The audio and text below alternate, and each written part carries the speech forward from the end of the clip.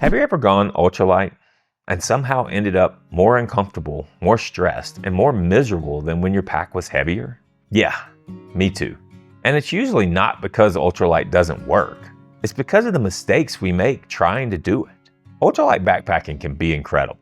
Lighter packs, longer days, less fatigue. But if you get it wrong, it will punish you.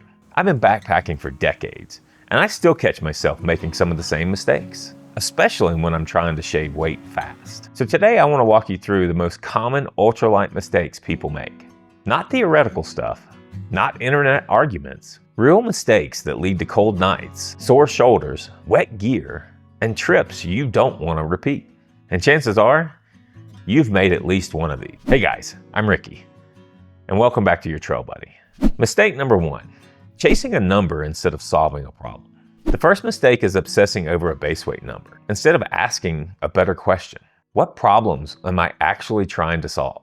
People aim for 10 pounds because they've heard that 10 pounds is ultralight. So they cut insulation, they cut comfort, they cut safety, and then they spend 3 nights cold, tired, and wondering why ultralight feels so miserable.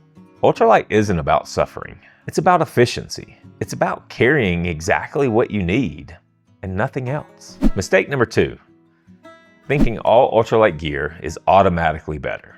Just because something's ultralight doesn't mean it's right for you. A frameless pack isn't better if your load's too heavy. A narrow quilt isn't better if you're a side sleeper. A tarp isn't better if you don't know how to pitch it right. Ultralight gear typically demands more skill. And if you don't have that skill yet, the gear will expose that quickly. Mistake number 3, switching to zero drop shoes overnight. This one hurts, literally. People hear that trail runners are lighter than boots, and they jump straight into zero drop shoes without transitioning. Then your calves are on fire, your Achilles are screaming, your tendons end up feeling like they're being stretched apart. Zero drop can be fantastic, but your body actually needs time to adjust. Ultralight doesn't mean instant change. Take time to get to know the gear that you're changing to. Mistake number 4, believing ultralight rain gear will keep you dry.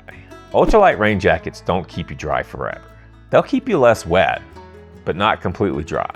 Once they end up wetting out, you end up soaked. And most times not from the actual rain, but from condensation itself. If you expect ultralight rain gear to perform like a mountaineering shell, you're gonna be disappointed. The mistake isn't buying the jacket, it's misunderstanding its limits. So if you're in an area where you get a lot of rain, you might want something a little better. Mistake number 5, assuming down is always better than synthetic. Down is unbeatable for warmth to weight ratio until it gets wet. For sleep systems, down wins most times. For active insulation, synthetic might make more sense. If you're in a wet climate, synthetic might be what's best for you. Mistake number 6, trying to make every item ultralight. Not everything in your kit has to be ultralight. You can carry a heavier pack, a heavier bivvy, or a heavier stove if you're intentional with your weight everywhere else. Ultralight's a system, not a checklist. Mistake number 7, using the same kit on every trip. Your backpacking kit should change constantly, whether it's ultralight or carrying more gear for comfort. Maybe you need more water. Maybe there's more weather that causes you to carry more gear. Or maybe you're in a season like winter where you need to carry more stuff with you. Trying to force the same setup for every situation is how you're gonna get yourself in trouble. Sometimes the right choice isn't ultralight. Maybe it's just lightweight. Mistake number 8, not testing gear before a real trip. Backyard tests matter. Doing a local overnight matters. If your first night using a quilt, tarp, or a new stove is 15 miles from the trailhead, you're taking a big gamble. Ultralight failures almost always happens because gear wasn't tested. Mistake number 9, ignoring R values and insulation balance. People obsess over sleeping bag ratings, but then they forget about the pad. Your insulation system works together. The pad, the quilt, and your clothing. You can have the warmest quilt in the world and still freeze if your pad isn't rated for the right temperatures. Mistake number 10, poor campsite selection.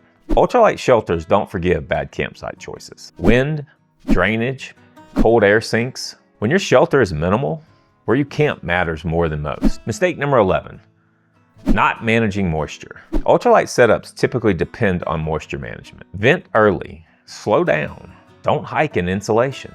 When you're out on winter trips, sweat is the enemy, not the cold.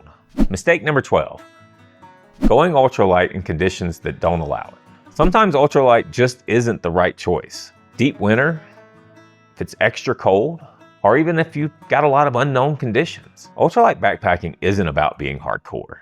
It's about being intentional. Most ultralight decisions don't come from bad gear. They come from bad assumptions. So here's my question for you.